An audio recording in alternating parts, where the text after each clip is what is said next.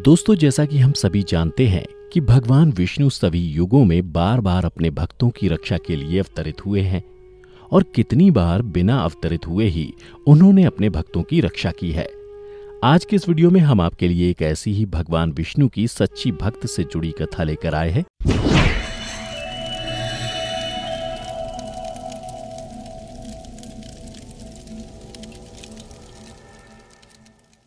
कथा के अनुसार बहुत समय पहले किसी गांव में पोपाबाई नाम की एक महिला रहा करती थी। वह भगवान विष्णु की अनन्य भक्त थी। वह पूरे दिन पूरी नियम निष्ठा से उनकी पूजा और सेवा किया करती थी।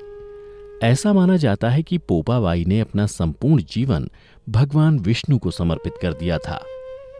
पोपाबाई के माता पिता का देहांत बचपन में ही हो गया था, जिसकी वजह से वह अपने भाई और भाभी के साथ रहती थी। कुछ समय बाद जब पोपाबाई की उम्र शादी के लायक हो गई तो उनके भाई को उसकी शादी की चिंता सताने लगी।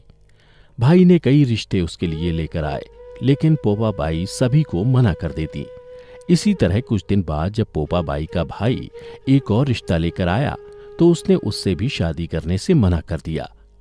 यह देख पोपाबाई का भाई क्रोधित हो उठा और जब लड़के वाले उसके यहाँ से चले गए, उसने अपनी बहन से कहा कि आज से तुम किसी तरह का पूजा पाठ नहीं करोगी। यह सुन पोपाबाई दुखी हो गई और उसने अपने भाई से कहा, भैया, मैं किसी से शादी नहीं करूंगी क्योंकि मैंने अपना संपूर्ण जीवन भगवान विष्णु को समर्पित कर दिया है और मैं अब आप लोगों के साथ भी नहीं रहना चाहती हूं। इसलिए मेरे लिए गांव के बाहर एक झोपड़ी बनवा दो और गांव वालों से कह दो कि वो अपने गाय बछड़ों को मेरे यहाँ घास चरने भेज दें। मैं उनका पूरे दिन ध्यान रखूंगी और वे सभी अपने घर का बचा कुचा खाना मुझे दे दें। यह सुनकर भाई ने पोपाबाई को समझाने की बहुत कोशिश की, लेकिन वह नहीं मानी। फिर भाई ने उसके लिए गांव के बाहर एक झोपड़ी बनवा दी और वह वहां जाकर रहने लगी और ज्यादा से ज्यादा समय भगवान विष्णु की पूजा आराधना में बिताने लगी। कुछ समय बाद एक दिन उस राज्य का राजा शिकार करने उस झोपड़ी के पास में ही स्थित जंगल आया। वह रास्ते में स्थित उस झोपड़ी को देखकर वहीं रुक गया। तभी उसका गला सूखने लगा और वह झोपड़ी में पानी पीने पहुंचा। राजा झोपड़ी के पास जाकर आवाज लगाने लगा, कोई है, कोई है। लेकिन जब काफी देर तक झोपड़ी के अंदर से कोई आवाज नहीं आई तो पुनः राजा लगातार आवाज लगाने लगा। यह सुन कुछ समय बाद अंदर से एक महिला की आवाज आई। वह बोली, आप कौन हैं और यहाँ क्या करने आए हैं? उधर उस मधुर आवाज को सुनकर राजा पानी पीना भूल गया और उस मधुर आवाज पर मोहित हो गया और मन ही मन सोचने लगा कि इतनी मधुर आवाज वाली खुद कितनी सुंदर होगी। फिर राजा ने उससे कहा, मैं यहाँ का राजा हूं और तुम्हारे साथ विवाह करूंगा। यह सुन पोपाबाई बोली, हे राजन, जहां से आप आए हैं वहीं आदरपूर्वक लौट जाइए, क्योंकि मैं किसी पुरुष का मुख भी नहीं देखती। शादी करना तो दूर की बात है, अपने मन से ये ख्याल निकाल दीजिए। पोपाबाई के मुख से ऐसी बातें सुनकर राजा और भी प्रसन्न हो गया और झोपड़ी के अंदर जाकर पोपाबाई को जबरदस्ती अपने साथ राजमहल ले गया। रास्ते में पोपाबाई ने काफी विरोध किया, परंतु राजा के सामने उसकी एक न चली।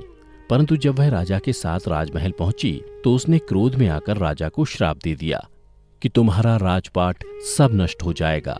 उधर महल में जब ये सारी बात बाकी रानियों को पता चली तो वे राजा के पास पहुंची और राजा से बोली, हे स्वामी, आप इस महिला को जहां से लाए हैं वहां शीघ्र ही उसे छोड़ आइए, नहीं तो ये महिला हमारे राज्य के विनाश का कारण बन सकती है। उसके बाद राजा ने रानियों की बात पर काफी सोच विचार करने के बाद यह निश्चय किया कि पोपाबाई को शीघ्र ही उसकी झोपड़ी में छोड़ आएंगे। इसके बाद राजा जब पोपाबाई को वापस उसकी झोपड़ी में छोड़ने जाने लगा तो रास्ते में एक पाप की नदी आई जिसमें राजा डूब गया। यह देख पोपाबाई बहुत दुखी थी, क्योंकि एक पराये पुरुष ने उन्हें हाथ लगाया था और उनका सतीत्व नष्ट करने की कोशिश की थी। उसके बाद पोपाबाई ने वहीं अपनी इच्छा शक्ति से प्राण त्याग दिए।